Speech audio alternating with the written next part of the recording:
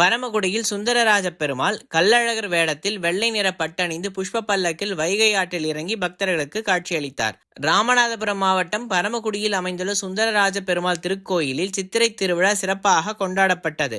இந்த திருவிழாவின் முக்கிய நிகழ்வாக சுந்தரராஜ பெருமாள் கள்ளழகர் வேடத்தில் வெண்ணிற பட்டுடுத்தி புஷ்ப பல்லக்கில் புறப்பட்டு வைகை ஆற்றில் இறங்கி பக்தர்களுக்கு காட்சியளித்தார். ஆண்டுதோறும் சித்திரை மாத பௌர்ணமியை முன்னிட்டு நடைபெறும் இந்த விழா மதுரையில் அழகர் ஆற்றில் இறங்கும் நிகழ்வை போன்று பரமக்குடியிலும் மிகுந்த உற்சாகத்துடன் கொண்டாடப்படுகின்றது. ஏப்ரல் 26ஆம் தேதி காப்பு கட்டுதலுடன் துவங்கிய திருவிழாவில் மே 1ஆம் தேதி அதிகாலை 2:55 மணி அளவில் வைகை ஆற்றில் இறங்கும் நிகழ்வு நடைபெற்றது. இதில் ஏராளமான பக்தர்கள் கலந்து கொண்டு சுந்தரராஜ பெருமாளின் அருளை பெற்றனர்.